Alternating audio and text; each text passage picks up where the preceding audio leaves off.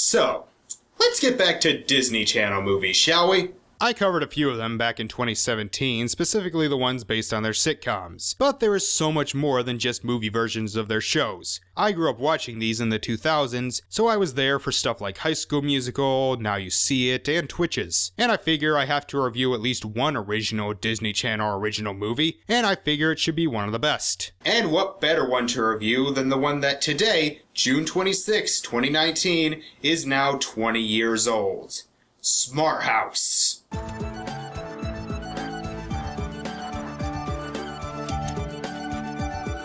Directed by LeVar Burton, who you may know better as Geordi from Star Trek and the host of Reading Rainbow, Smart House was one of the earlier DCOMs, being released on June 26, 1999, and to this day is often regarded as one of the best in the Disney Channel library, by fans and non-fans alike. It seems like this is one of those films that everyone who was a kid back then remembers. I bring it up to some of my friends and they remember it. But does it hold up? Well, let's find out.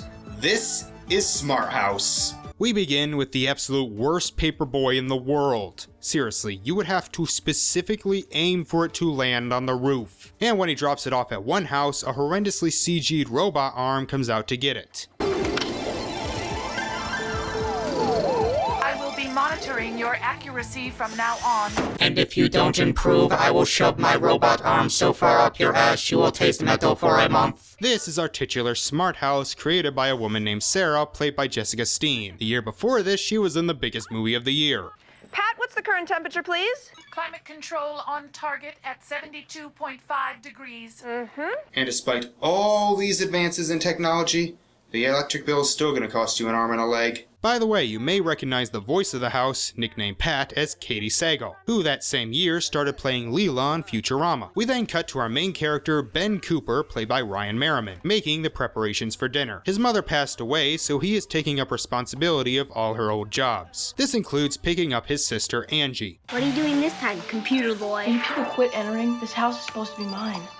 Don't tell me you're entering another contest. Quiet, girl, you want to be grounded? Screw you, you're not my mom. Wait. Ben has sent in a bunch of entries to win the Smart House without his dad's permission, I might add. I know that seems small, but if I entered a contest for a new house without telling my parents and won, my dad would probably have grounded me. I mean, we'd still take it, but he would be angry that I didn't tell him. Oh, and what 2000s Disney Channel movie would it be without our main character playing basketball? Every single one. Hey, you're not still logged on the internet, are you? Why? How's anybody supposed to call us if you're always tying up a line?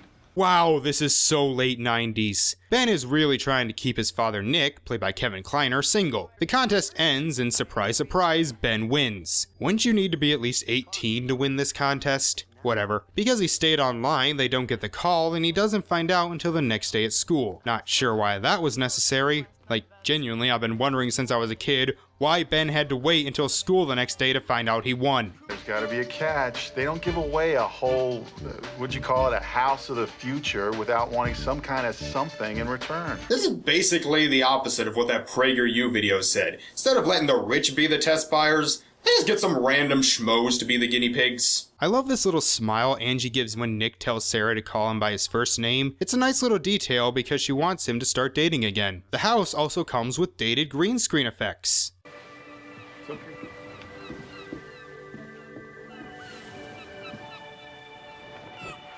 I can actually feel the mist.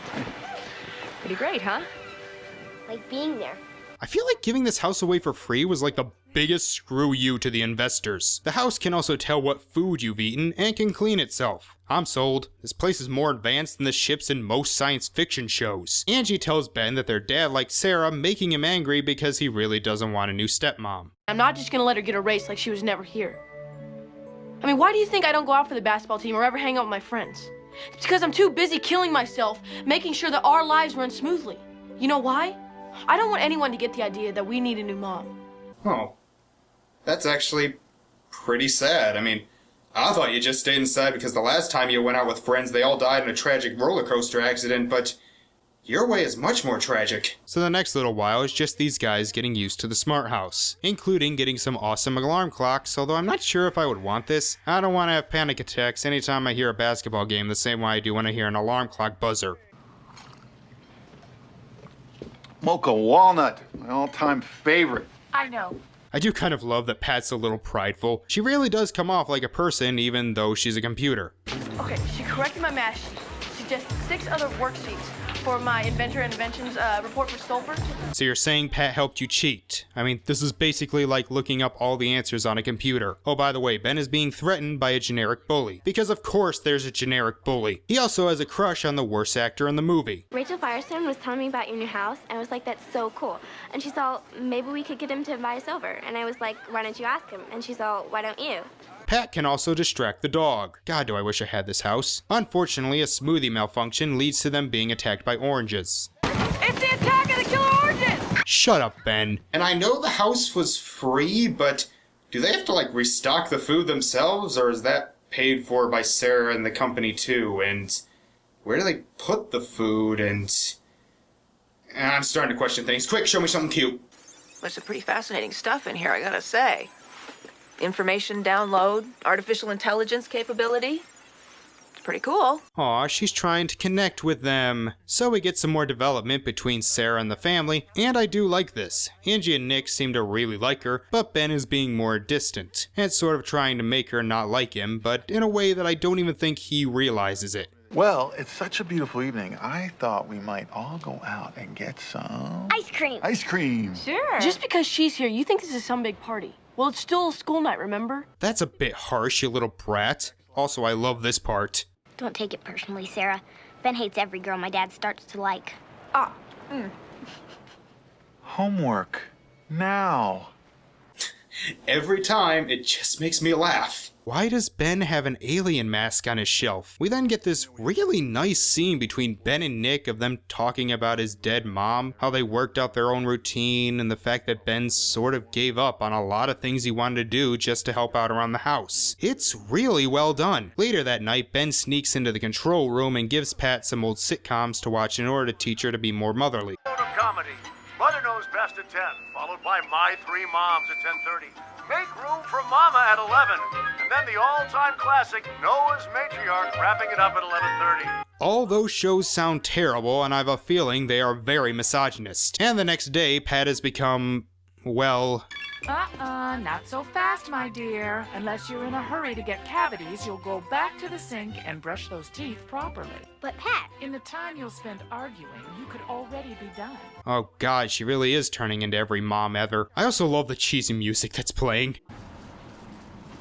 Son, did you make the house watch 50 sitcoms and tell her to take lessons from them? No, why? Ben realizes he forgot the homework for the bully, and when Nick finds out someone is teasing him, tells Ben to stand up for himself. It doesn't go well as he gets punched and Pat tries to help. I'll live. Here, put this on it. It's steak. Nobody's used that since the 50s. No. No one ever did that. I refuse to believe the human race was ever that stupid, and we once thought it was okay to own other humans. This is so unnecessary, so awful. Who is this bully? I have to know. Oh, it's okay, Pat. I'm fine, really. I kind of love Pat, the concerned mom. It's hilarious and Seagal does a fantastic job. What follows is one of the most tear-jerking scenes in Disney Channel history as Ben watches old home movies of his mother. It doesn't last long, but it is so heartbreaking, and Merriman is able to convey so much emotion with just his eyes. Nick asks Sarah out on a date and she says yes, and this gives Pat an idea on how to help Ben have fun, with some help from MPC, the music party channel, of course. Nowadays, you just hear decade-old jokes about how they only play reality shows. Okay, I can get behind the ball going into the wall, but how is Angie supposed to hit it again to get it into the hole? So as Nick and Sarah enjoy their date, Ben and Angie now have to host a party. I hope you don't mind, Ben. When your father expressed a desire for you to have more fun in your life, I took the liberty of helping out. Whoa.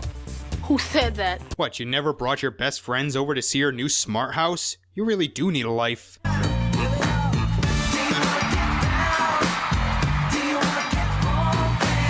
Boy, this is sure turning into a boys bandy month, isn't it? So the party starts, they enjoy themselves, and Pat even invites the bully over to give him a taste of his own medicine. Ryan's the one boy I've been most anxious to meet. Check it out, the house likes me. By the end of the night run, I may even have a crush on him. She gonna kill him?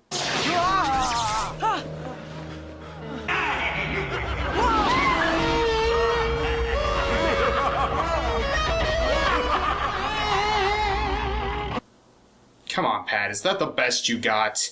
And Ryan, if you ever feel like coming after my Ben again, know this. He may end up at the doctor, but it's you who's gonna get a house call. The two realize that their dad will be home soon, forcing everyone out. They do the cleanup shenanigans that always happen in movies like this, and at first it seems like they get away with it, but... So I guess everything went smoothly, huh? Oh, yeah. Smooth as... Uh-oh. How do you get party from a shirt on the plant? I'm very disappointed in all three of you, but especially you, Pat. I thought your purpose was to make my life easier. I can't have you become a bad influence on my children. I need you to knuckle down and get back to business.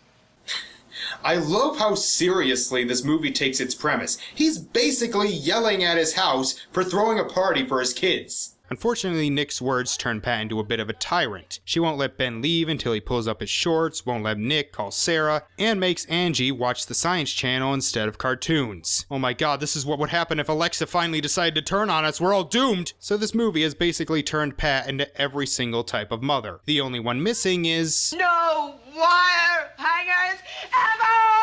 But this is a Disney Channel movie, so I wouldn't expect that. To try and calm her down, Sarah shuts her down for the night. But she turns back on after hearing Nick say they don't need her. I just realized this is the second movie I've reviewed this year with artificial intelligence gone haywire. Wonder what would happen if we got Pat and STEM together. Ben blows up at dinner and we get a really emotional scene between him and Nick. I can't make fun of this scene, it really is that well done. It's scenes like this that really push it above most DCOMs for me. Meanwhile, Pat has managed to conjure up a human avatar.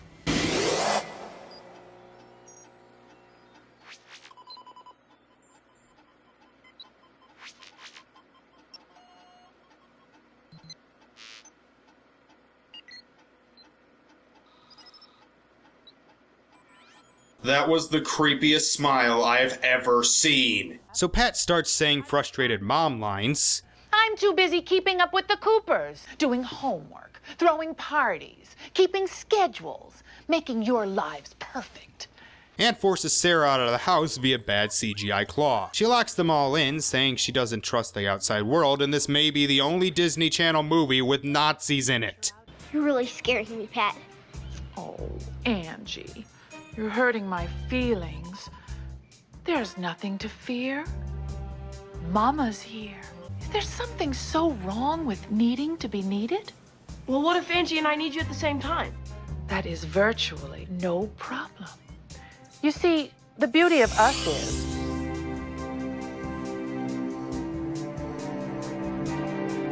unlike the average mother with normal limitations, we can be in two places at once. Can your little Sarah do that? I don't think so. Not by any stretch of the imagination. Okay. I'm just gonna remember this scene for October and see if any of the horror movies I review have a scene as scary as that. Sarah manages to make contact with them via a rat because this super advanced house can still get rats, and somehow he can message her on his computer despite the fact that Pat should be able to monitor that. Sarah gets in via the newspaper chute as Ben distracts Pat, but that doesn't last long. To be honest, Pat, all the Coopers think you're way out of control. I won't stand for this! Yes, Mommy? Pat traps them all in a hurricane as Nick and Sarah protect them. Ben stops her, saying there is no way that she can ever truly be their mother because she can't physically protect them, and this finally gets through to her.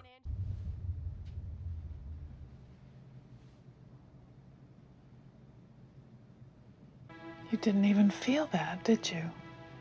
This is surprisingly deep, heartfelt, emotional, and kind of sad. So Pat disappears and Sarah is able to get her back up and running smoothly. I love that even though it kidnapped them, they still are living there because, well, would you give this up? So Nick and Sarah are now dating, but it seems Pat may not be completely back to how she was at the beginning. I didn't know these were chocolate chip waffles. My favorite. Don't put any chocolate chips in here. Young lady. Don't look at me. Well, your brother was outside. Who else could have done it? Let me take a wild guess.